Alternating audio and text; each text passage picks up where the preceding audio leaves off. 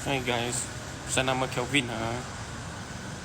Kini hari ada satu customer, dia tanya saya, kalau ada kereta motor galan lagi kereta galan, boleh buat pinjaman tak? Itu tak boleh buat pinjaman lah.